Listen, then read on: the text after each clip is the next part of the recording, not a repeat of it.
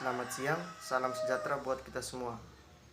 Nama saya Dovan Antonius, NIM 17030800017, kelas B reguler sore semester 6. Pada kesempatan kali ini saya akan mencoba menjelaskan hasil penelitian proposal saya yang berjudul Peran Guru dalam Menerapkan Semangat Belajar Siswa, di mana ini menjadi salah satu syarat untuk memenuhi tugas akhir saya. Bab 1 Pendahuluan 1.1 Latar belakang. Pendidikan merupakan sebuah proses pembelajaran di mana melibatkan beberapa komponen, antara lain pendidik, peserta didik, sarana prasarana, materi, dan media, guna mencapai tujuan pendidikan.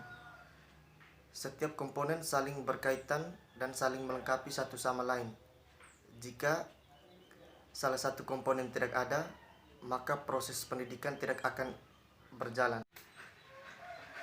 Dalam Undang-Undang RI Nomor 20 Tahun 2003 tentang Sidiknas, disebutkan bahwa pendidikan adalah usaha sadar dan terencana untuk mewujudkan suasana belajar dan proses pembelajaran agar peserta didik secara aktif mengembangkan potensi dirinya untuk memiliki kekuatan spiritual keagamaan, pengendalian diri, kepribadian cerdas, akhlak mulia, serta keterampilan yang diperlukan dirinya, masyarakat, bangsa, dan negara. Oleh karena itu, dalam proses pendidikan diperlukan adanya sebuah kerjasama, terutama kerjasama antara pendidik, peserta didik, anggota lembaga pendidikan, dan orang tua atau wali siswa. Semua pihak yang terkait dengan pendidikan turut serta mempengaruhi berhasil atau tidaknya pencapaian tujuan pendidikan.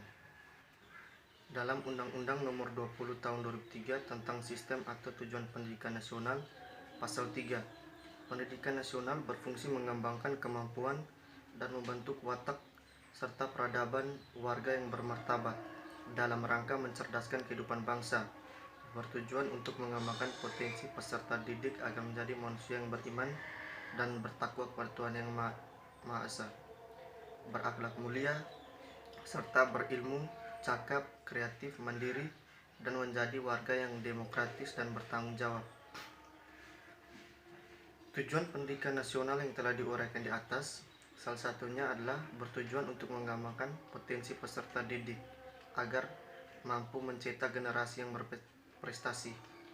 Peserta didik mandiri dan memiliki kebiasaan belajar yang baik akan mampu merencanakan perjalanan hidupnya dengan baik pula, sehingga mampu menghasilkan sebuah karya yang lebih baik dan bermakna bagi bangsa dan negara.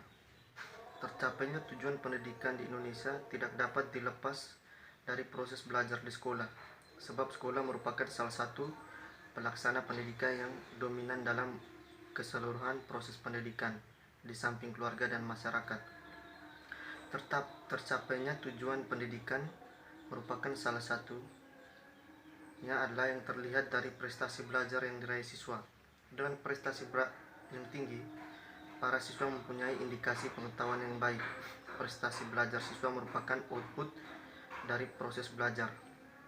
Dengan demikian, faktor-faktor yang mempengaruhi proses belajar juga langsung mempengaruhi prestasi belajar. Untuk memperoleh prestasi belajar yang maksimal dengan hasil yang baik, maka harus benar-benar memperhatikan beberapa faktor yang mempengaruhinya.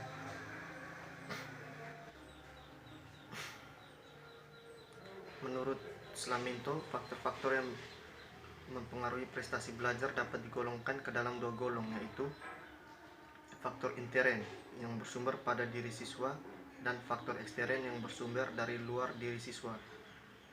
Faktor intern dari diri siswa seperti kecerdasan atau intelijensi, perhatian, bakat, minat, motivasi, kematangan, kesiapan, dan kelelahan.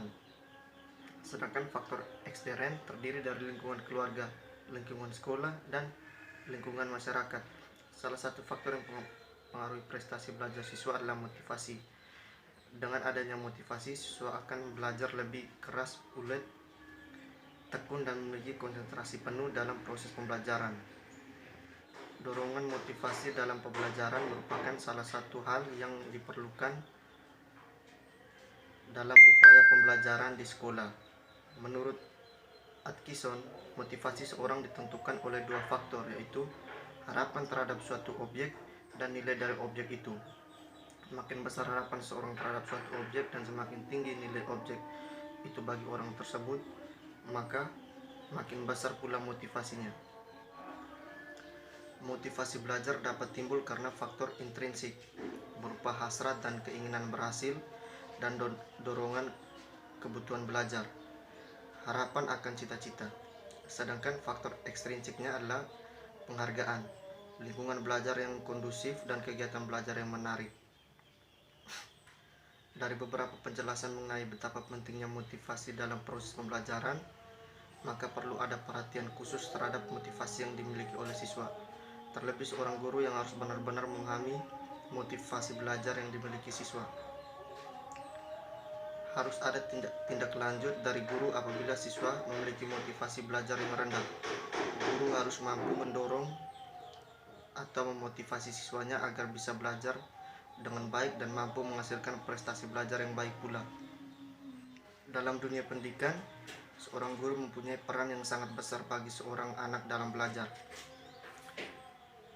Berdasarkan hal tersebut, diketahui bahwa guru merupakan salah satu faktor yang berpengaruh terhadap motivasi yang berimbas pada prestasi belajar siswa. Guru memiliki cara dan pola tersendiri dalam mengasuh, membimbing, dan meningkatkan motivasi belajar anak.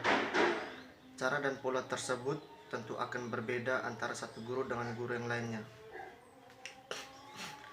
Pola asuh guru merupakan gambaran tentang sikap dan perilaku guru dan anak dalam berinteraksi, berkomunikasi selama mengadakan kegiatan belajar mengajar.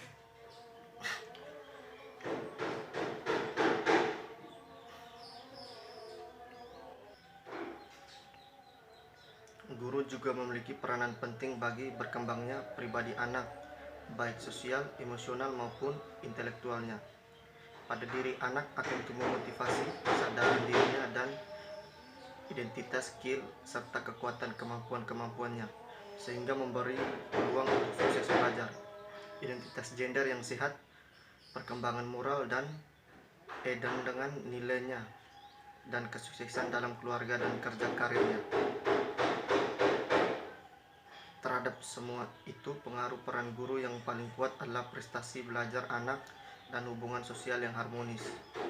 Dalam hal ini, guru diharapkan dapat menciptakan hubungan yang serasi dan penuh kegairahan dan dalam interaksi belajar mengajar di kelas, dengan menunjukkan kegiatan antara lain menangani perilaku siswa yang tidak diinginkan secara positif, menunjukkan semangat yang tinggi dalam mengajar, murah senyum, mampu mengendalikan emosi, dan mampu bersikap profesional sehingga berbagai masalah dari guru sendiri dapat didudukan pada tempatnya.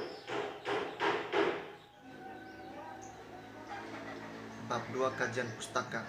1. Pengertian dan peran guru. 1. Seorang guru harus bisa profesional.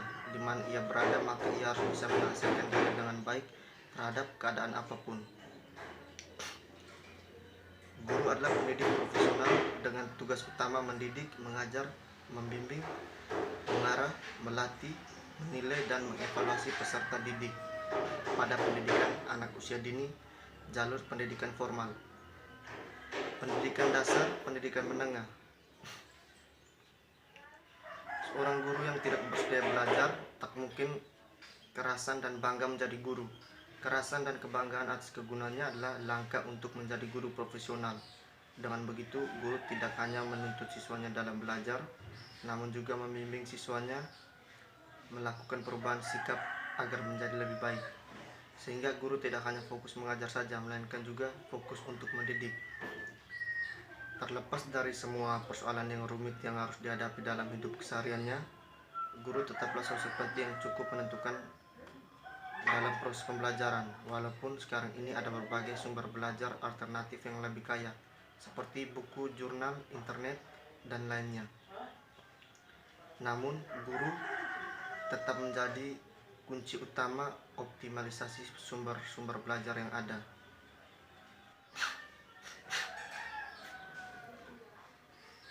Tanpa guru, proses pembelajaran tidak akan dapat berlangsung secara maksimal. Orang mungkin dapat belajar sendiri secara maksimal sehingga kemudian menjadi seorang ahli dalam bidang tertentu. Akan tetapi, belajar sendiri tetap akan berbeda hasilnya dengan mereka yang juga sama-sama berusaha dengan maksimal di bawah bimbingan guru. Guru juga harus mampu memberikan motivasi, dorongan fasilitas kepada siswanya untuk lebih giat belajar dan memahami etika dalam kehidupan sehari-hari peserta didik. Karena seorang guru yang telah berhasil membawa perubahan dan pencerahan pada peserta didiknya adalah guru yang profesional. Peran guru. Menurut Kamus Lengkap Bahasa Indonesia, peran guru adalah pemain atau sesuatu yang menjadi bagian atau yang memegang pimpinan, terutama dalam terjadinya suatu hal atau peristiwa. Sedangkan dalam hal ini, peran yang dimaksud adalah peran guru, sehingga dapat disimpulkan bahwa peran guru adalah pemain yang terlibat dalam melakukan suatu hal atau kegiatan dalam proses pembelajaran untuk mencapai tujuan yang telah ditentukan. Sehubungan dengan fungsinya sebagai pengajar, pendidik, dan pembimbing, maka diperlukan adanya berbagai peranan pada diri seorang guru. Peranan ini akan senantiasa menggambarkan pola tingkah laku yang diharapkan dalam berbagai interaksinya, baik dengan siswa, sama guru, maupun staf yang lainnya. Dari berbagai kegiatan interaksi belajar mengajar dapat dipandang sebagai sentral dari peranannya.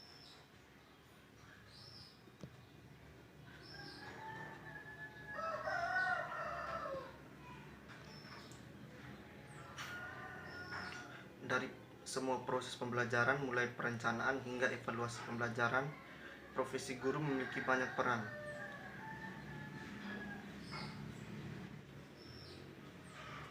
Mengenai apa itu peranan guru, ada beberapa penjelasan dari beberapa ahli. Salah satunya Brackets, yang menggambarkan peranan guru sebagai komunikator, sahabat yang dapat memberikan nasihat-nasihat, motivator sebagai pemberi inspirasi dan dorongan, dan sebagai orang yang menguasai bahan yang diajarkan. Sedangkan Hafgars menjelaskan bahwa peranan guru di sekolah sebagai pegawai dalam hubungan kedinasan, sebagai bawahan terhadap atasan, sebagai kolega dalam hubungannya dengan teman sejawat, sebagai mediator dalam hubungannya dengan anak didik, sebagai pengatur disiplin, evaluator, dan pengganti orang tua.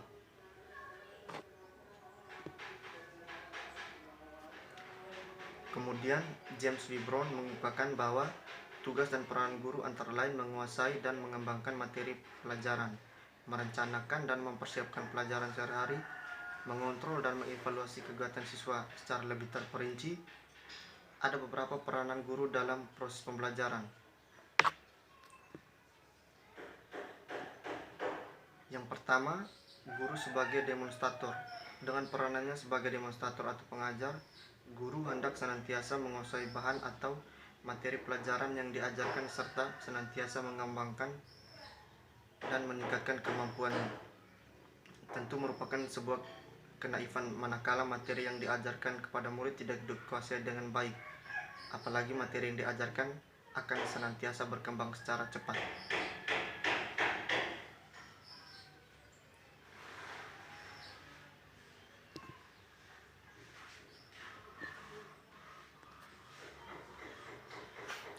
Kedua, guru sebagai pengelola kelas. Dalam peranannya sebagai pengelola kelas, guru hendaknya mampu mengelola kelas sebagai lingkungan belajar serta merupakan aspek dari lingkungan sekolah yang perlu diorganisasi. Lingkungan ini diatur dan diawasi dalam kegiatan-kegiatan belajar yang terarah kepada tujuan pendidikan. Tujuan pengelolaan kelas adalah menyediakan dan menggunakan fasilitas kelas untuk bermacam-macam kegiatan belajar dan mengajar agar mencapai hasil yang baik. Sedangkan tujuan khususnya adalah mengembangkan kemampuan siswa dalam menggunakan alat-alat belajar, menyediakan kondisi-kondisi yang memungkinkan siswa untuk bekerja dan belajar, serta membantu siswa untuk memperoleh hasil yang diharapkan.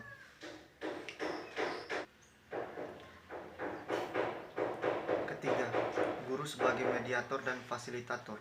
Sebagai mediator, guru hendaknya memiliki pengetahuan dan pemahaman yang cukup tentang media pendidikan, karena media pendidikan merupakan alat komunikasi untuk lebih mengefektifkan proses pembelajaran. Dengan demikian, media pendidikan merupakan alat dasar yang sangat diperlukan, yang bersifat dan melengkapi. Guru menjadi perantara hubungan manusia. Dalam konteks kepentingan ini, guru harus terampil menggunakan pengetahuan tentang bagaimana berinteraksi dan berkomunikasi. Tujuannya agar dapat menciptakan secara maksimal kualitas lingkungan yang interaktif. Dalam hal ini, ada 3 macam kegiatan yang dapat dilakukan oleh guru, yaitu mendorong berlaku laku sosial, mengembangkan gaya interaksi pribadi, dan menumbuhkan semangat belajar antar siswa.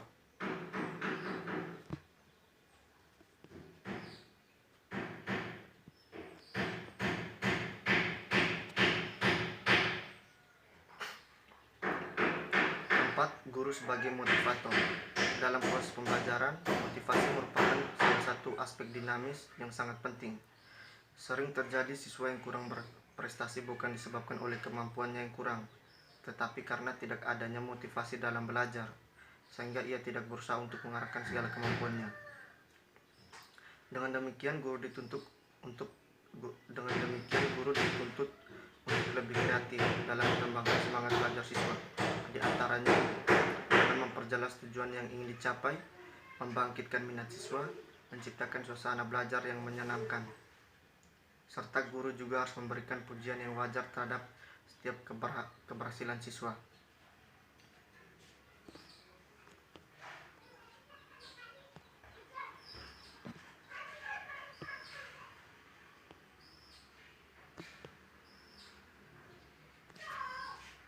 Kelima, guru sebagai evaluator. Fungsi ini dimaksudkan agar guru mengetahui apakah tujuan yang telah dirumuskan telah tercapai atau belum, dan apakah materi yang diajarkan sudah cukup tepat.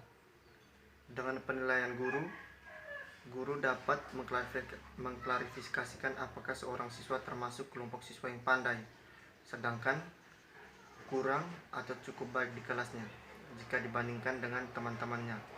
Dalam fungsinya sebagai penilaian hasil belajar, guru hendaknya secara terus-menerus memantau hasil belajar yang telah dicapai oleh siswa-siswanya dari waktu ke waktu. Informasi yang telah dipilih merupakan umpan balik proses pembelajaran. Dengan demikian, evaluasi yang dilakukan memiliki 2 kepentingan, yakni mengetahui apakah tujuan pendidikan sudah tercapai dengan baik, dan kedua, memperbaiki serta mengarahkan pelaksanaan proses belajar mengajar.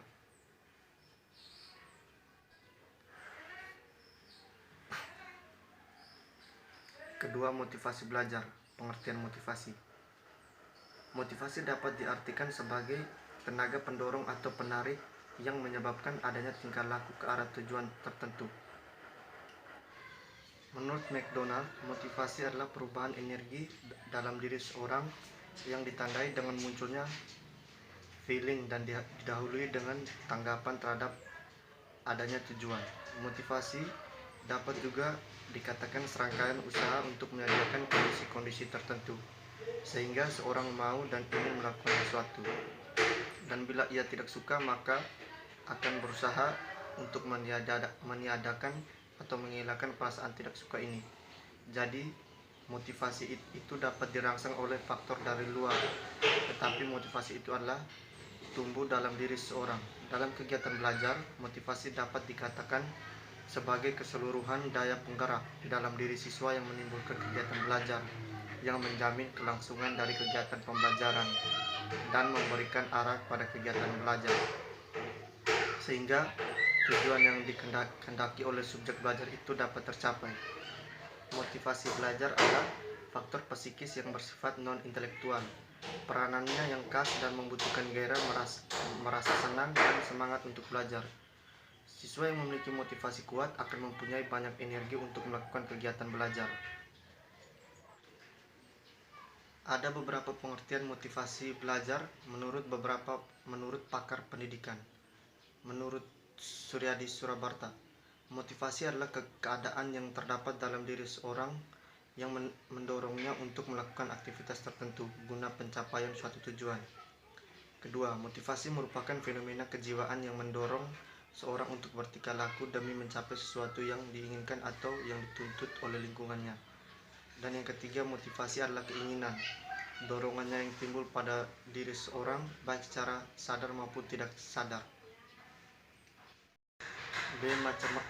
Macam-macam motivasi.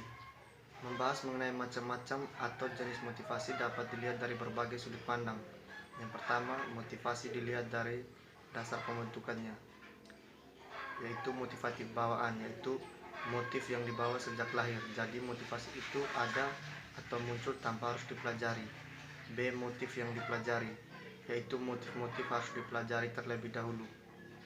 Yang kedua, motivasi dilihat dari sifatnya, motivasi intrinsik, yaitu motivasi yang menjadi aktif atau berfungsi dengan tidak memerlukan rangsangan dari luar, karena dalam diri setiap individu sudah ada dorongan untuk melakukan sesuatu. B. Motivasi ekstrinsik, dorongan terhadap perilaku seorang yang ada di luar perbuatan yang dilakukannya. Orang berbuat sesuatu karena dorongan dari luar, seperti adanya hadiah dan memberi hadiah. Sekian penjelasan saya mengenai proposal peran guru dalam menerapkan semangat belajar siswa. Selamat siang.